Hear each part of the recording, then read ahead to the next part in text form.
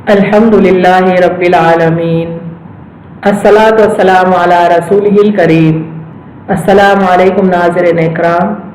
یسن القرآن نام کی آسان تفسیر کا لیسن نمبر 2.183 ہے، یعنی دوسرے سورے کا لیسن نمبر 183 اور تھیم ہے سورہ بقرہ آیت نمبر 173۔ ٹاپکس کورڈ اس طرح سے ہیں: سب سے پہلے ٹرانسلیشن، اس کے بعد تفسیر، آخر میں کچھ امپورٹنٹ پوائنٹس، ایکنالجمنٹ اور ریفرنسز۔ اعوذ باللہ من الشیطان الرجیم، بسم اللہ الرحمن الرحیم۔ انما حرم علیکم المیتۃ والدم ولحم الخنزیر وما اہل بہ لغیر اللہ فمن اضطر غیر باغ ولا عاد فلا اثم علیہ ان اللہ غفور رحیم۔ اس کا ترجمہ دیکھیں۔ در حقیقت ہم نے تم پر حرام کیا مردار اور خون اور خنزیر کا گوشت، اور جس پر اللہ کے سوا کسی اور کا نام پکارا گیا، پس جو لاچار ہو جائے مگر جو نہ سرکشی کرنے والا ہو اور نہ حد سے بڑھنے والا ہو تو اس پر کوئی گناہ نہیں، بے شک اللہ بخشنے والا رحم کرنے والا ہے۔ اب دیکھتے ہیں تفسیر آیت۔ اسلامی شریعت میں یعنی اسلامی قانون میں فقط مذکورہ چیزیں ہی حرام نہیں ہیں، یعنی اس آیت میں جو 4 چیزوں کا ذکر آیا ہے صرف وہی حرام نہیں ہے، بلکہ اہل کتاب کو اللہ نے تفصیل بتا دی تھی کہ حرام کیا کیا ہیں، لیکن اہل کتاب نے کچھ چیزیں اپنے لیے حلال قرار دے لی، ان چیزوں کو پھر سے حرام قرار دیا جا رہا ہے۔ انہیں دراصل یہ آیت ایک ریمائنڈر ہے کہ یہ چیزیں بھی حرام پہلے سے ہی تھی، لیکن اہل کتاب نے انہیں حلال قرار دیا تھا، اس لیے اللہ تعالیٰ ان کو پھر سے حرام قرار دے رہے ہیں۔ ان میں خنزیر کا گوشت، مردار اور خون ہے۔ ان کے حرام ہونے کی متعدد وجوہ ہو سکتی ہیں، یعنی کئی ریزنز ہو سکتے ہیں ان کے حرام ہونے کے۔ ان میں ایک وجہ یہ ہے کہ خون کے پلازما میں متعدد بیماریوں کے جراثیم پائے جاتے ہیں، یعنی اللہ تعالیٰ نے خون کو جو حرام قرار دیا ہے اس کے کئی وجوہات ہیں۔ ان میں سے ایک وجہ یہ ہے کہ خون کے پلازما میں کئی جراثیم ہوتے ہیں، قسم قسم کے بیکٹیریا ہوتے ہیں جو انسان کو بیمار ڈال دیتے ہیں۔ اگر اس خون کو ذبح کے شرعی طریقے کے مطابق کاٹی گئی رگوں سے خارج نہ کیا جائے تو جراثیم ذبیحہ کا گوشت کھانے والے کو نقصان پہنچاتے ہیں، اور خنزیر کے گوشت میں ایسے جراثیم پائے جاتے ہیں جو انسان کے لیے مہلک ہے، یعنی بلڈ کے بیکٹیریا سے بھی انسان کو نقصان پہنچتا ہے، اور خنزیر یعنی پگ، اس کا بھی گوشت نقصان دہ ہوتا ہے۔ کئی قسم کے جراثیم ہوتے ہیں اس میں، اگر اس کو انسان استعمال کرتا ہے تو وہ شدید بیمار ہو جائے گا، بلکہ قسم قسم کے نئے بیماریوں میں وہ ملوث ہو جائے گا۔ تفسیر ابن کثیر کے کچھ پوائنٹس دیکھتے ہیں۔ یہاں حلال چیزوں کا ذکر کرنے کے بعد حرام چیزوں کا بیان ہو رہا ہے، یعنی پچھلی آیتوں میں اللہ تعالیٰ نے پاک چیزوں کا ذکر کیا تھا، اب یہاں حرام چیزوں کا ذکر کر رہے ہیں کہ تم پر مردار جانور جو اپنی موت آپ مر گیا ہو، جسے شرعی طور پر ذبح نہ کیا گیا ہو، حرام ہے، لیکن اس میں سے پانی کے جانور مخصوص ہیں، وہ اگرچہ خود بخود مر جائیں تو بھی حلال ہے۔ یعنی جانوروں کا ذکر جو کہ ڈیڈ ہیں اور ٹھیک طرح سے ذبح نہیں کیے گئے ہیں، ان کی حرمت کا ذکر آیا ہے۔ یہاں پر زمینی جانوروں کا ذکر ہے، لیکن جو جانور پانی کے ہیں وہ خود بخود بھی اگر مر جائیں تو حلال ہے۔ سورہ مائدہ کی آیت کو دیکھیں۔ احل لکم صید البحر وطعامہ متاعا لکم وللسیارہ، تمہارے لیے دریا کا شکار کرنا اور اس کا کھانا حلال کیا گیا ہے، تمہارے واسطے اور مسافروں کے لیے فائدہ ہے۔ ایک حدیث میں ہے کہ سمندر کا پانی پاک ہے اور اس کا مردہ حلال ہے، یعنی حدیث یہ بتا رہی ہے کہ پانی میں مرنے والے جانور، مچھلی وغیرہ جو کہ مردہ ہیں پھر بھی وہ حلال ہے۔ ایک اور حدیث میں کہ رسول اللہ صلی اللہ علیہ وسلم فرماتے ہیں 2 مردے اور 2 خون ہم پر حلال ہیں، مچھلی اور ٹڈی، کلیجی اور تلی۔ مثلا مردار کا دودھ اور اس کے انڈے جو اس میں ہو نجس ہیں۔ امام شافعی کا یہی مذہب ہے، اس لیے کہ وہ بھی میت کا ایک جز ہے، یعنی کوئی کیٹل ہے، مویشی ہے جو مر گیا ہے تو اس کا دودھ بھی حرام رہے گا۔ اس طرح سے کوئی برڈ ہے، پرندہ ہے، وہ مر چکا ہے تو اس کے انڈے بھی حرام ہے۔ نبی صلی اللہ علیہ وسلم سے گھی اور پنیر اور گورخر یعنی جنگلی کھڈے کے بارے میں سوال ہوا تو آپ نے فرمایا حلال وہ ہے جسے اللہ نے اپنی کتاب میں حلال بتایا، اور حرام وہ ہے جسے اللہ تعالیٰ نے اپنی کتاب میں حرام قرار دیا، اور جس کا بیان نہیں وہ سب معاف ہے۔ یعنی 3 چیزوں کے بارے میں لوگ نبی صلی اللہ علیہ وسلم سے سوال کیے، جن میں ایک گھی تھا، ایک پنیر تھا اور ایک جنگلی کھڈا تھا، تو آپ صلی اللہ علیہ وسلم فرمائے کہ اللہ نے اپنی کتاب میں جن کو حلال بتایا ہے وہ حلال ہے، جن کو حرام بتایا ہے وہ حرام ہے، جن معاملات میں خاموشی ہے وہ معاف ہیں۔ پھر فرمایا تم پر سور کا گوشت بھی حرام ہے، خواہ اسے ذبح کیا ہو خواہ وہ خود مر گیا ہو۔ یعنی اس پرٹیکولر آیت نمبر 173 سورہ بقرہ کی جو ڈسکس ہو رہی ہے، اس میں اللہ تعالیٰ نے خنزیر کا گوشت بھی حرام قرار دیا ہے۔ سور کی چربی کا حکم بھی یہی ہے، اس لیے کہ چونکہ اکثر گوشت ہی ہوتا ہے اور چربی گوشت کے ساتھ ہی ہوتی ہے، پر جب گوشت حرام ہو تو چربی بھی حرام ہوئی۔ پھر فرمایا کہ جو چیز اللہ تعالیٰ کے سوا اور کسی کے نام پر مشہور کی جائے وہ بھی حرام ہے، یعنی کسی اور کے نام پر ذبح کیا جائے تو حرام ہے۔ جاہلیت کے زمانے میں کافر لوگ اپنے معبودان باطل کے نام پر جانور ذبح کیا کرتے تھے جنہیں اللہ تعالیٰ نے حرام قرار دیا۔ یعنی اس آیت میں ایسے جانوروں کا ذکر آ رہا ہے، ایسے ذبیحہ کا ذکر آ رہا ہے جو کفار اپنے معبودان باطل یعنی اپنے جھوٹ موٹ کے دیوی دیوتاؤں کے نام پہ ذبح کیا کرتے تھے۔ حضرت عائشہ صدیقہ رضی اللہ تعالیٰ عنہ سے سوال کیا گیا کہ اجمی لوگ جو اپنے تہوار اور عید کے موقع پر جانور ذبح کرتے ہیں اور مسلمانوں کو بھی اس میں سے ہدیہ بھیجتے ہیں،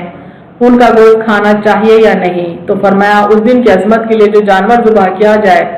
اسے نہ کھاؤ، ہاں ان کے درختوں کے پھل کھاؤ۔ یعنی بی بی عائشہ رضی اللہ تعالیٰ عنہ کے سامنے سوال آیا کہ جو لوگ اجمی ہیں یعنی جو غیر مسلم ہیں، جو اپنے فیسٹیولز کے دنوں میں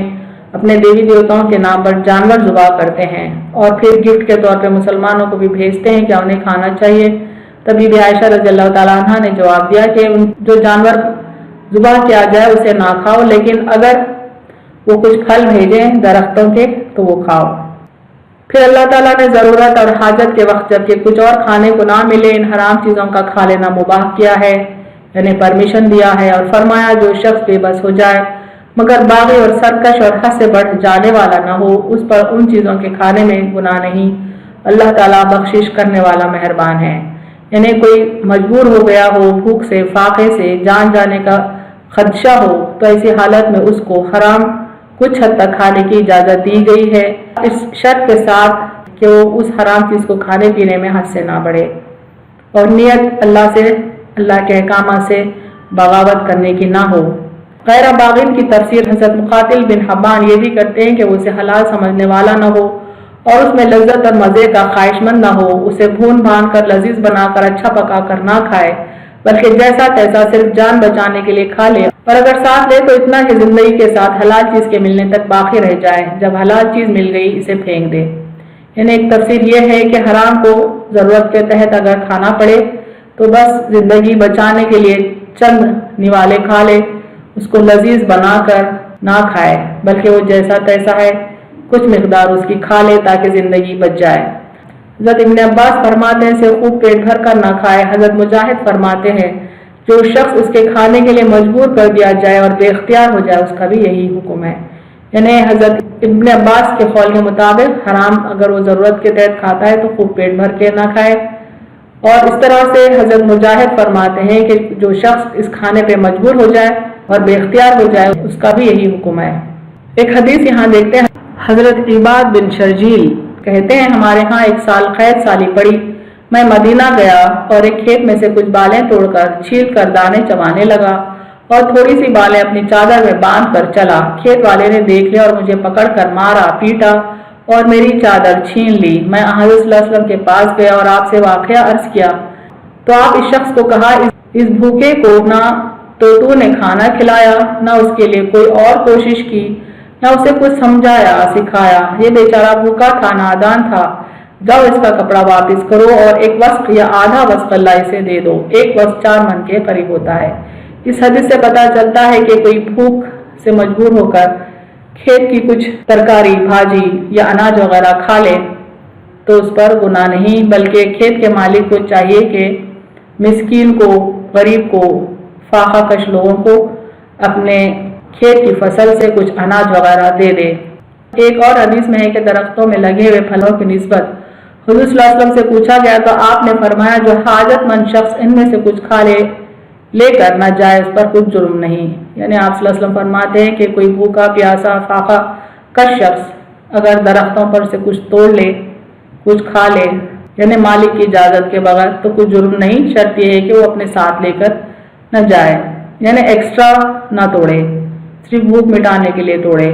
حضرت مجاہد فرماتے ہیں مطلب آیت کا یہ ہے کہ اضطراب اور بے بسی کے وقت اتنا کھا لینے میں کوئی مذائقہ نہیں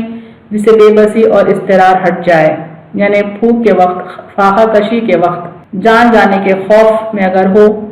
تو ایسی بے بسی میں تھوڑا سا کھا لے، اس قدر کھا لے کہ بے بسی دور ہو جائے، جان جانے کا خطرہ دور ہو جائے۔ یہ بھی مروی ہے کہ 3 لقموں سے زیادہ نہ کھائے، یعنی لمیٹڈ غذا ہی کھائے اگر وہ حرام کھا رہا ہے مجبوری کے تحت، غرض ایسے وقت میں اللہ کی مہربانی اور نوازش ہے، یہ حرام اس کے لیے حلال ہے۔ حضرت مسروق فرماتے ہیں اضطرار کے وقت بھی جو شخص حرام چیز نہ کھائے اور مر جائے وہ جہنمی ہے۔ اس سے معلوم ہوا کہ ایسے وقت ایسی چیز کے کھانی ضروری ہے، نہ کہ صرف رخصت ہی ہو، یعنی جس کے جان جانے کا خطرہ ہو بھوک کے سبب، اگر وہ حرام نوالا تھوڑا بھی نہ کھائے اور اپنی جان کو ہلاک کر لے تو یہ خودکشی میں شمار ہوگا، چونکہ ایسے وقت اللہ نے حرام کو کچھ حد تک کھانے کی اجازت دی ہے، رخصت دی ہے تاکہ اس کی جان بچ جائے۔ تو اس اجازت کو نہ استعمال کرتا ہو اور کوئی شخص اپنی جان کو ہلاک کرتا ہو تو وہ بھی اللہ کی نظر میں گناہ گار ہے۔ اہم نکات دیکھیں اس تفسیر کے۔ اللہ تعالیٰ نے اہل کتاب کو حلال و حرام کی تفصیل سکھائی تھی، لیکن چند حرام چیزوں کو انہوں نے اپنے لیے حلال کر لیا۔ ان چیزوں میں مردار، خون، خنزیر کا گوشت اور غیر اللہ کے نام ذبیحہ شامل ہے۔ حرام چیزیں انسان کے جسم اور روح کے لیے مہلک ہوتی ہیں، یعنی نقصان دہ ہوتی ہیں۔ حلال چھوڑ کر حرام کھانے والا صرف جسمانی بیماریوں میں ہی مبتلا نہیں ہوتا بلکہ اس کی روحانی پرورش بھی متاثر ہوتی ہے، وہ کئی قسم کے گناہوں میں ملوث ہو جاتا ہے، اس کی عبادت اور دعا بھی قبول نہیں ہوتی۔ اکثر لوگ جو شکوہ کرتے ہیں کہ ان کی دعا قبول نہیں ہوتی، اس کی یہی وجہ ہوتی ہے کہ ان کے لقمے حرام ہوتے ہیں یا حلال میں وہ حرام ملا دیتے ہیں اور اپنے رزق کو وہ ناپاک کر لیتے ہیں۔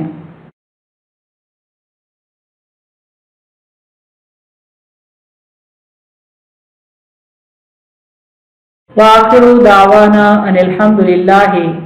رب العالمین۔